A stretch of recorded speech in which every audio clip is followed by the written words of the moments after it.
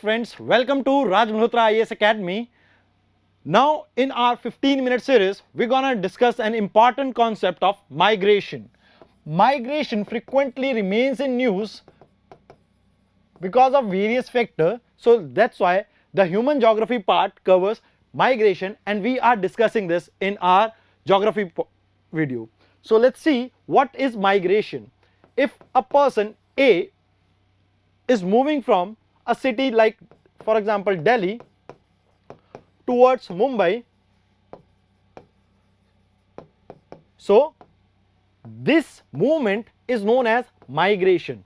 This movement is known as migration. For city Delhi, he will be emigrant,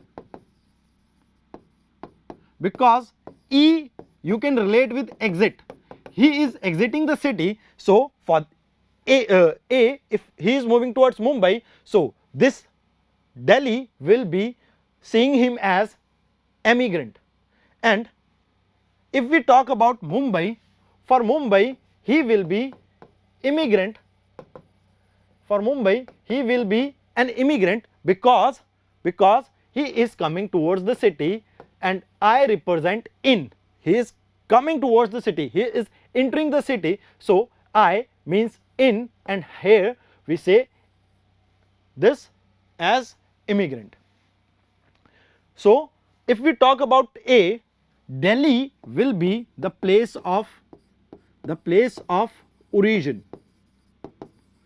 Delhi will be the place of origin, whereas Mumbai will be the place of destination. So अगर हम बात करें A अगर दिल्ली से मुंबई की तरफ move कर रहा है तो दिल्ली क्या हो गया उसका प्लेस ऑफ ओरिजिन और मुंबई क्या हो गया उसका place of destination. So this is some basic concept of migration.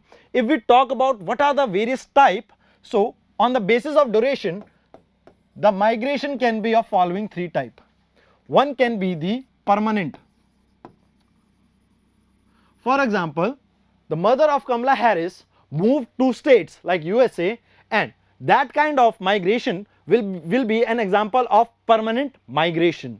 If we talk about second will be temporary migration. Here, for example, a person is in the team of WHO, so a person from India in team of WHO and he moved to USA for certain assignment, so that will be a temporary migration because he will return to India. And the third type will be seasonal, मतलब कि seasonal में आपका आएगा because of seasonal variation, like transhumans जो आपके बकरी चरवाहे होते हैं, they move to from hilltop to valley during winter. This kind of migration is on the basis of season, so that's why they are called seasonal migration. So यहाँ पर ये तीन टाइप के माइग्रेशन है on the basis of duration. अगर हम places के हिसाब से बात करें तो the migration can be of two type. One will be internal, other will be external. If we talk about internal, the person will move within the country,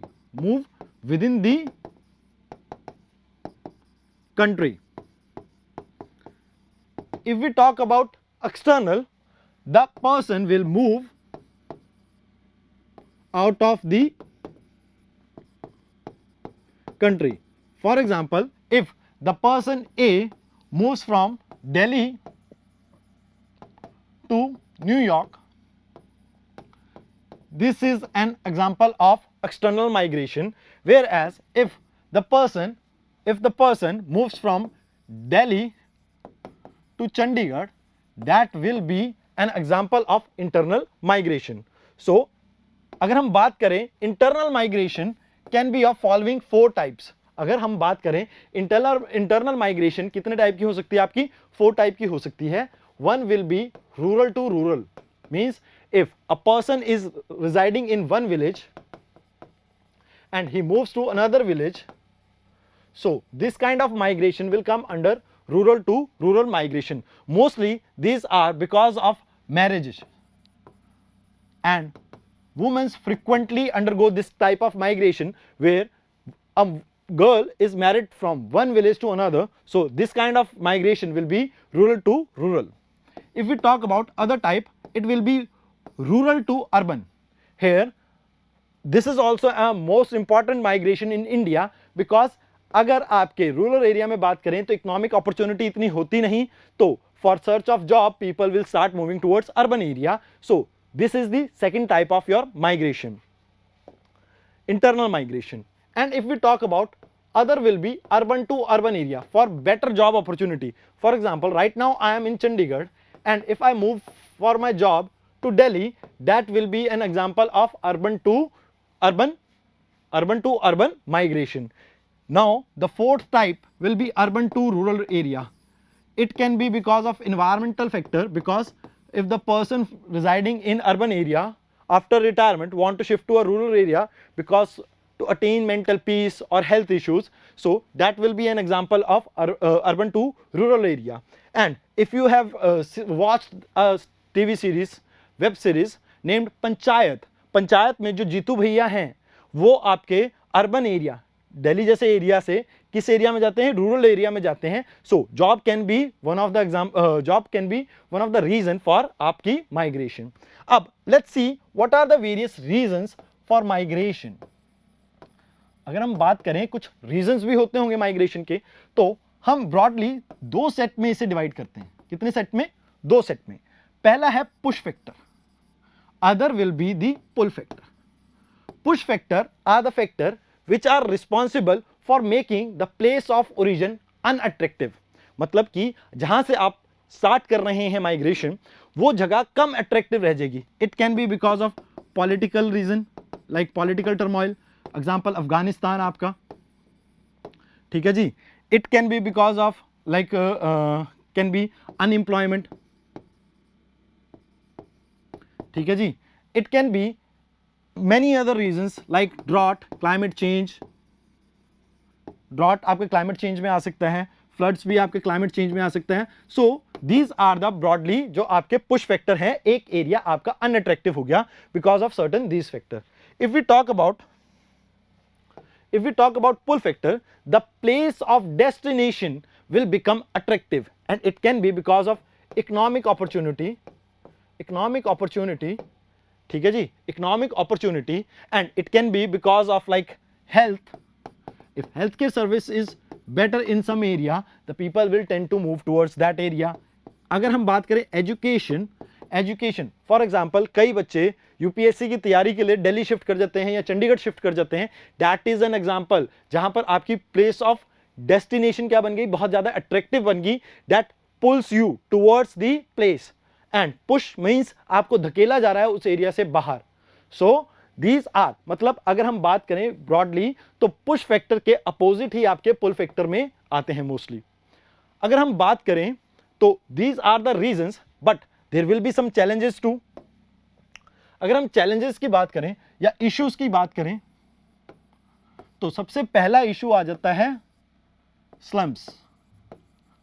because आपके rural से अर्बन एरिया में migration बहुत ज़्यादा होती है, and these people are economically weaker, poverty के नीचे होते हैं, below poverty line. So they mostly reside in slums. तो growing of slums will be, मतलब उनको हाउस प्रोवाइड करना एक बहुत बड़ा चैलेंज रहेगा. तो कुछ इशू इससे रिलेटेड भी होते हैं. फिर अगर हम बात करें economic exploitation, what does it means? Sometime the women of these area, because they were not having that much money, उनके पास इतना पैसा नहीं था, फाइनेंशियली स्टेबिलिटी नहीं थी, तो कहीं ना कहीं उन्हें फ्लैश ट्रेड में धकेल दिया जाता है, या चाइल्ड लेबर में धकेल दिया जाता है बच्चों को, या आदमियों को कम वेजेस पे रखा जाता है. तो that will lead to economic exploitation. For example, the next point if we talk about social unrest. Social unrest कैसे? For example, these areas sometime we do not have proper education facility and health care and everything.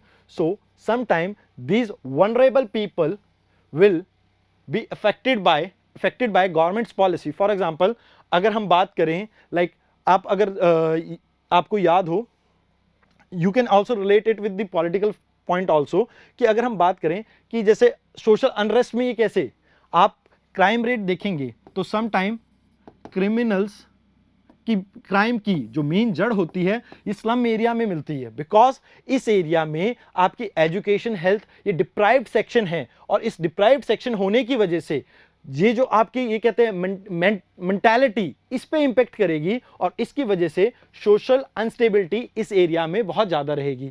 अगर हम बात करें चौथा point, तो अगर हम चौथे पॉइंट की बात करें तो पॉलिटिकल रीजंस में हम देखते हैं कि sometime a concept name as son of soil means जिस एरिया में, जैसे फॉर एग्जांपल मुंबई में ये कॉन्सेप्ट बहुत ज़्यादा चलता है कि जिस एरिया के बंदे हैं, मतलब फॉर एग्जांपल मुंबई के जो लोग हैं, मुंबई सिर्फ मुंबई वालों की है, that son of soil concept sometime leads to political instability. Means ये जो पॉलिटिकल पीयर ग्रुप हैं, ये मतलब आपके पॉलिटिकल पार्टीज हो सकती हैं, ये इस चीज़ को बहुत ज़्यादा एक्सप्लॉइट करती हैं और एजेंडा फैलाती हैं, और इससे कहीं ना कहीं डिफरेंट सेक्शन ऑफ सोसाइटी में आप ये कह सकते हैं कि क्लैशेस हो सकते हैं।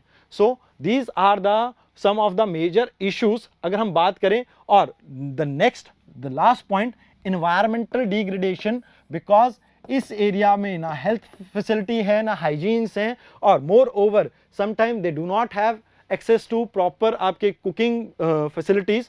तो ये क्या करते हैं, पेड़ वगैरह को काटेंगे, तो अगर वो पेड़ वगैरह कटेगा तो कहीं ना कहीं इन्वायरमेंटल डिग्रेडेशन और आपके health issues, health challenges in area में बहुत ज़्यादा बढ़ जाएंगे। और 6 पॉइंट अपना हेल्थ से ही रिलेटेड है, मतलब इस एरिया में हाइजीन तो है नहीं, तो इस वजह से हेल्थ चैलेंजेस भी बहुत ज़्यादा हो सकते हैं, क्योंकि अगर आप बात करें डायरिया, मलेरिया इन एरिया में स्प्रेड होने की प्रोबेबिलिटी बहुत ज़्यादा है। और इन्वायरमेंट में आप कुकिंग से रिलेट कर सकते हैं, क्योंकि इनके पास लाइक प्रॉपर फैसिलिटी नहीं है, तो वो भी एक इशू हो सकता है।